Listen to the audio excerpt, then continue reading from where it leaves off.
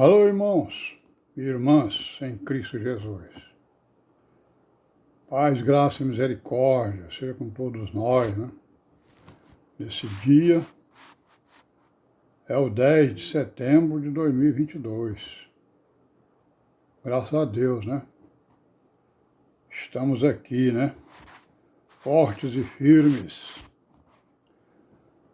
caminhando, né? Em direção a Jerusalém Celestial, seguindo aí o caminho das virgens prudentes. Graças a Deus por tudo. Vamos orar, irmãos. Orai e vigiai, para não cair em tentação, né? Orai sempre, meditai sempre, né? Vigiai sempre. E amém, graças a Deus, né? Irmão, vamos continuar aí, né, com nossos vídeos históricos, né? Em direção aí ao conhecimento, né? Das origens, né? Dessas religiões que falam em nome de Jesus, né? Essas denominações, né? Nós estamos falando aqui, né? Do cisma, né? Da divisão que houve entre o catolicismo romano do Ocidente e o romano do Oriente, lá no ano 1054, né?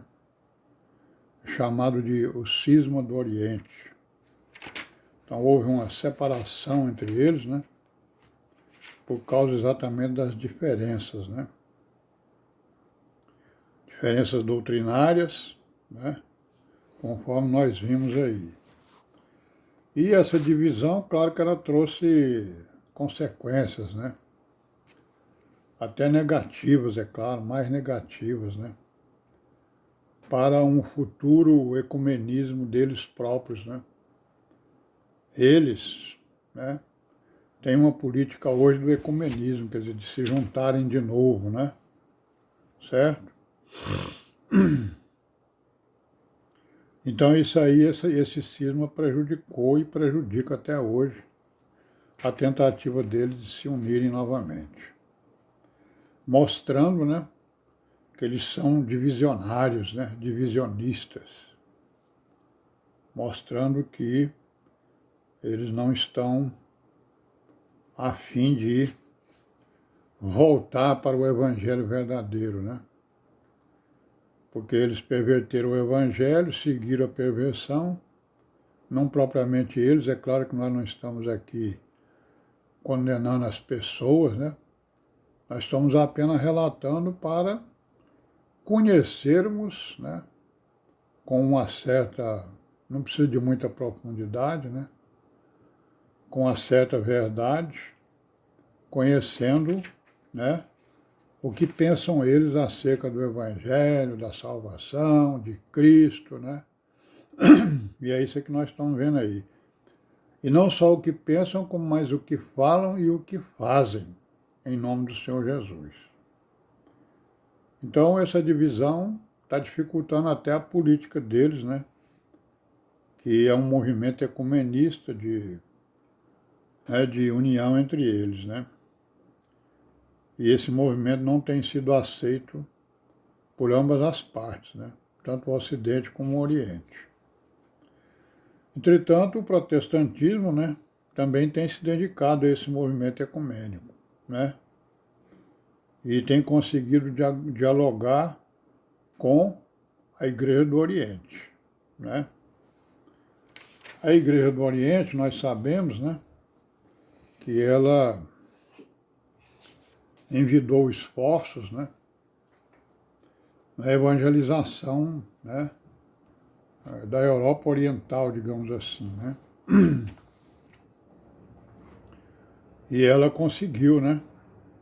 Conseguiu converter os búlgaros, né, da Bulgária, no ano de 864, os russos no ano de 988, né? E depois vieram os magiares, né, os húngaros, né? e a maior parte do leste europeu, né, como nós sabemos, né? Tchecoslováquia, Hungria, e vai por aí afora. Então, a invasão do Islã, né, no século VII, né, nos anos 600, 700, esvaziou o cristianismo do Oriente, né? E enquanto isso, enquanto ele estava esvaziado, né, na igreja do Ocidente estavam acontecendo outras coisas, né? Principalmente, né, estava surgindo cidades, né? Cidades, estava surgindo as nações, o nacionalismo, né? Classes médias, né? Em todas as nações ali, principalmente da Europa, né? E alguns movimentos, né? Tipo o movimento da Renascença e o da Reforma Protestante, né? Renascença e Reforma Protestante principalmente contra, né? Contra os poderes papais e os poderes da Igreja Católica Romana, né? Certo? Basicamente o movimento era contra eles. E esses movimentos, a Renascença e a Reforma Protestante, nós sabemos que abalaram, né, com as estruturas sociais, políticas e religiosas da época, né, e principalmente da Igreja Romana, né, Católica Romana. E obrigou, né, a Igreja Romana ou a se adaptar à situação ou então a se reformar e até se contrapor, né, a esses movimentos. Foi o que aconteceu, né? Teve uma parte que conseguiu adaptar em algumas coisas, outras se reformaram em algumas coisas, e em outros eles se colocaram contra, né, contra os movimentos da Renascença e da Reforma Protestante. Foi um movimento católico que se chamou a Contra-Reforma, né? É isso? Então o catolicismo romano reagiu, né, a essas tentativas de movimentos, né, de acabar com o seu poder, né, religioso, econômico e político. Então a Igreja Romana e o Papado, né, se tornaram um governo temporal e religioso, né? Não se tornaram um governo espiritual, né? Daí a gente dizer que eles não são igreja, que eles são um evangelho pervertido, né? Nós vamos ver aqui colocar alguns prumos, né, nessas igrejas, não só na romana, como também nos protestantismos, né, as denominações, né, que se tornaram ou querem se tornar governo temporal, né, e religioso, mas não querem ser um poder espiritual, porque a igreja ela tem um poder espiritual, que é diferente, né, do poder temporal e do poder religioso, né? Nós vemos que este intento, né, de governar o mundo, né, que é o governo temporal, ele é contraditório com vários ensinos apostólicos e do próprio Cristo, né? Então nós vamos colocar aqui alguns prumos, né, para exatamente colocarmos aí as coisas no seu devido lugar. Lá no Evangelho de João, por exemplo, no capítulo 18, no versículo 36, o Senhor Jesus respondendo a Pilatos, né, que perguntou para ele se ele era rei, né? Tu és rei dos judeus? E o Senhor Jesus disse o quê? O meu reino não é deste mundo. Ou seja, o meu reino não é um reino temporal, né? Meu reino não é deste mundo. Se ele fosse desse mundo, os meus servos iam batalhar para me libertar, né, e não deixar que acontecesse isso. Então, o meu reino não é daqui, não é desse mundo. Na carta aos Romanos, né, no capítulo 14, 17, o apóstolo Paulo afirma que o reino de Deus é justiça, paz e alegria no Espírito Santo. Coisa que essas religiões não tem nenhuma delas, né? Elas têm um pouco de justiça, claro, mas a paz e a alegria de espírito nós não vemos, né? Tem um pouco de justiça, né?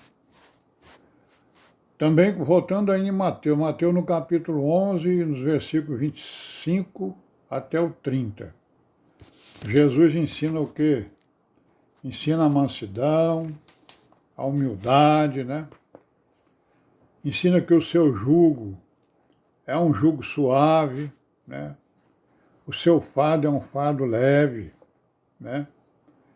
E o seu jugo, além de ser suave, ele é descanso para os espíritos, né?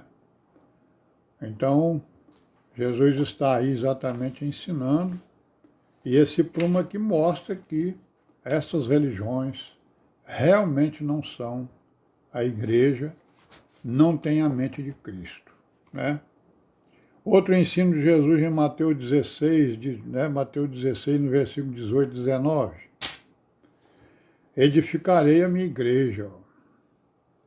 Quer dizer, ele é o dono da igreja, ele é o cabeça, e não um homem qualquer, né?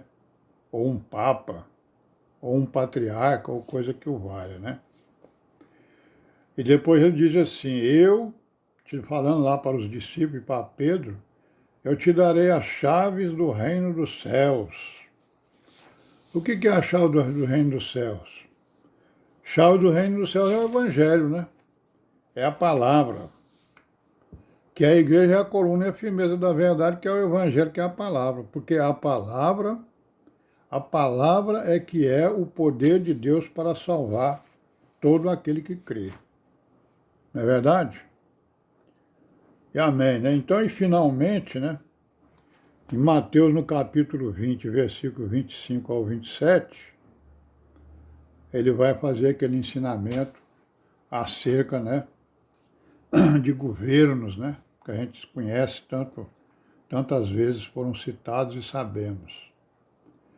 Não será assim entre vós, né, mas aquele que quiser ser grande, seja o serviçal, né. Então tá aí, nós colocamos aí alguns, né, prumos, né, da palavra para fazer exatamente a correção para essas religiões, né, catolicismo romano, protestantismo, que falam em nome de Jesus e que hoje estão aí disputando o poder temporal, né, conforme nós estamos vendo aí no mundo todo. Amém? Graças a Deus, Pai seja com todos nós e até amanhã, se Deus quiser.